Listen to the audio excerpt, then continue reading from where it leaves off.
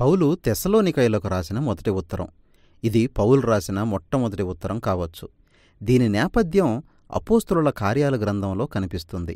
పౌలు అతని సహచరుడు శీలతో కలిసి ప్రాచీన గ్రీకు నగరం అయిన తెస్సలోనికకు వెళ్ళాడు. దాదాపు 1 నెల రోజులు యేసును గూర్చిన శుభవార్తను ప్రకటించిన తరువాత అనేకమంది యూదులు, గ్రీకు ప్రజలు యేసు ప్రభువును రక్షకునిగా అంగీకరించారు.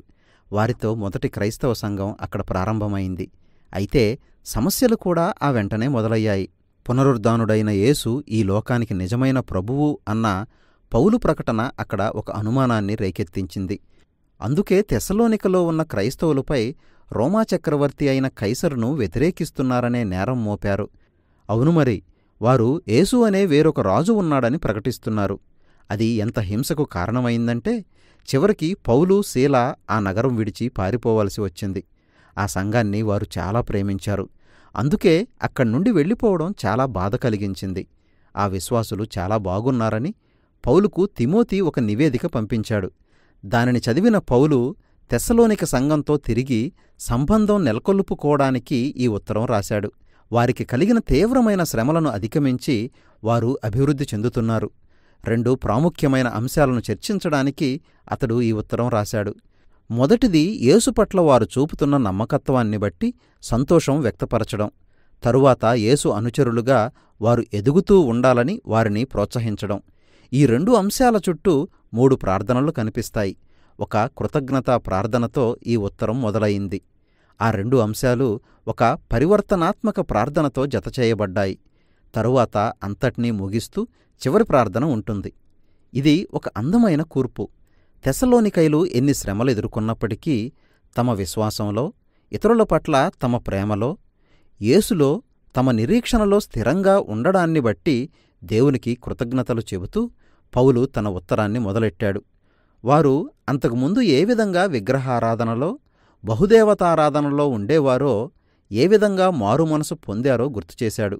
వారు నివసించిన సంస్కృతి అంతా గ్రీకు, రోమను దేవతలను గౌరవించి పూజించే వ్యవస్థలతో, వివిధ ఆచారాలతో నిండిపోయి ఉంది. వారే విధంగా ఆ విగ్రహాల నుండి మళ్లుకొని నిజమైన సజీవుడైన దేవుణ్ణి ఆరాధిస్తున్నారో వివరించాడు. ఇప్పుడు వారు పరలోకం నుండి దేవుని కుమారుని రాక కోసం ఎదురుచూస్తున్నారు.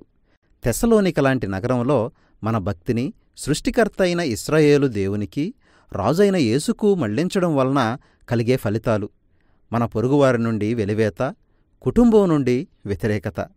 కాని తెస్సలోనికైలకు తమ కోసం మరణించిన యేసు యొక్క పొంగిపొర్లే ప్రేమానుభావం, ఆయన రాక గురించిన నిరీక్షణల ముందు ఆ శ్రమలు కొరగానేవిగా కనిపించాయి.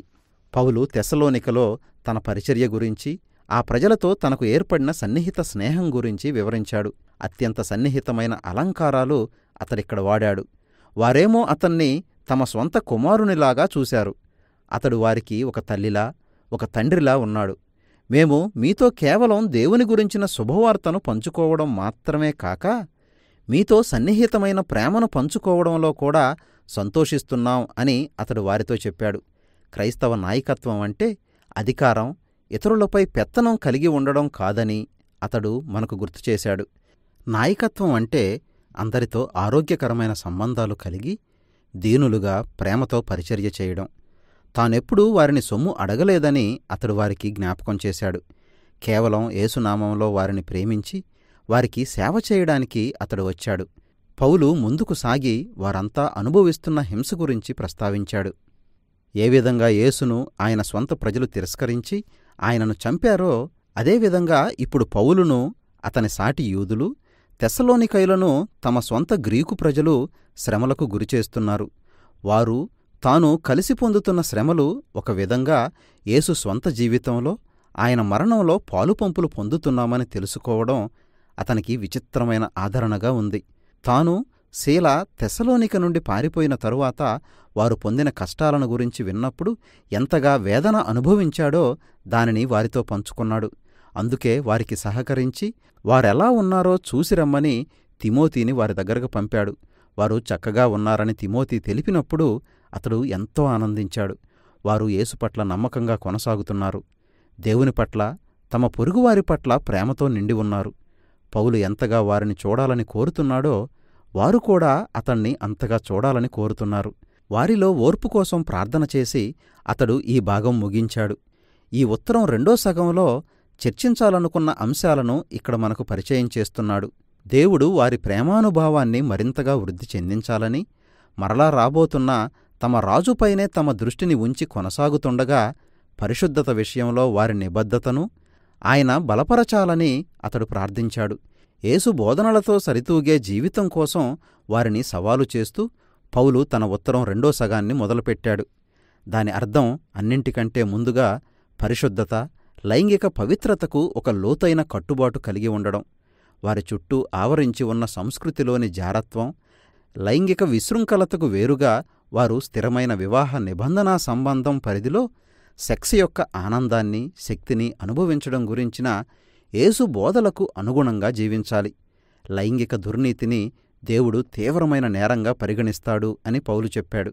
అది ప్రజలను అగౌరవపరచి వారిని, వారి హోందాతనాన్ని నాశనం చేస్తుంది. యేసును వెంబడించడం అంటే ఇతరులను ప్రేమించడం, వారికి సేవ చేయడం అని తీర్మానించుకోవడం. క్రైస్తవులు అంటే నమ్మదగినవారని, కష్టపడి పనిచేసేవారని, అది కూడా కేవలం డబ్బు సంపాదన కోసం మాత్రమే కాక తమ కోసం, అవసరతలో ఉన్న ఇతరులతో ఉదారంగా పంచుకోవడానికి కావలసిన వనరులు సమకూర్చుకోవడానికే అని వారి చుట్టూ ఉన్న ప్రజలు గుర్తించాలి అని పౌలు వారికి ఆజ్ఞాపిస్తున్నాడు. దీని తరువాత యేసు రాకడ గురించిన నిరీక్షణ విషయంలో తెస్సలోనికైలు లేవనెత్తిన అనేక ప్రశ్నలకు జవాబులు చెప్పాడు. ఆ సంఘంలో కొందరు క్రైస్తవులు కొద్ది కాలం క్రితమే చనిపోయారు. బహుశా హతసాక్షులుగా చంపబడి ఉండొచ్చు. యేసు తిరిగి వచ్చినప్పుడు వారి గతి ఏమై ఉంటుందో అని వారి స్నేహితులు, కుటుంబ సభ్యులు తికమకలో ఉన్నారు. వారి దుఃఖం, వారి ఎడబాటు సంగతి అటుంచి క్రైస్తవులను యేసు ప్రేమ నుండి మరణం సహితం వేరు చేయలేదు అని పౌలు స్పష్టం చేస్తున్నాడు. ఆయన రాజుగా తిరిగి వచ్చినప్పుడు జీవించి ఉన్నవారిని, చనిపోయిన వారిని తన దగ్గరకు పిలుచుకుంటాడు. ఇక్కడ పౌలు ఒక చక్కని వర్ణన మనకిస్తున్నాడు. రోమా సామ్రాజ్యానికి చెందిన ఒక నగరం తమ చక్రవర్తి అయిన కైసరు తమ దగ్గరకు వస్తే ఏ విధంగా ఆ నగర ప్రజలు అతనికి ఎదురువెళ్లి ఆహ్వానిస్తారో అలాంటి పదజాలం వాడుతూ ఆ చిత్రీకరణను రాజైన యేసు రాకతో అన్వయించి చెప్పాడు. ఆయన కూడా తమ ప్రభువును ఎదుర్కోవడానికి ఆకాశానికి వెళ్లి ఆయన్ని కలుసుకుని తిరిగి ఆయనతో కలిసి ఈ భూమి మీదకు వస్తారు. ఇక్కడ ఆయన నీతి న్యాయాలు, శాంతి సమాధానాలతో కూడిన తన రాజ్యాన్ని స్థాపిస్తాడు. ఈ నిరీక్షణ వారిలో ఏ విధంగా నమ్మకత్వాన్ని ప్రోత్సహించాలో గ్రహించమని పౌలు తెస్సలోనికైలను కోరాడు. కాబట్టి ఆ విధంగా అతడు రోమా చక్రవర్తి వారికి శాంతి సమాధానాలను తెస్తాడు అనే ప్రచారానికి ఒక వ్యంగ్య ప్రకటన చేస్తున్నాడు. నిజానికి రోమా సామ్రాజ్యంలో ఉన్న శాంతి సమాధానాలు, హింస, శత్రువులను లొంగదీసుకోవడం, సైనికపరమైన దురాక్రమణ ద్వారా మాత్రమే లభించాయి. యేసు ఒక రోజున రాజుగా తిరిగి వచ్చి ఇలాంటి అన్యాయాన్ని ఎదుర్కొంటాడు అని వారిని హెచ్చరించాడు. ఆ భవిష్యత్ కాలం ఇప్పటికే ఇక్కడ ఉన్నట్టుగా రాజైన యేసు అనుచరులు ఇప్పుడు జీవించాలి. ఈ మానవ లోకంలో చుట్టూ దుర్మార్గం కమ్ముకొని ఉండగా వారు దేవుని రాజ్యపు వెలుగుగా, నెమ్మది కలిగి, మెలకువగా నిలిచి ఉండాలి. పరలోకంలో ఉన్నట్టుగానే ఇక్కడ భూమి మీద కూడా సూర్యోదయం ఉంది.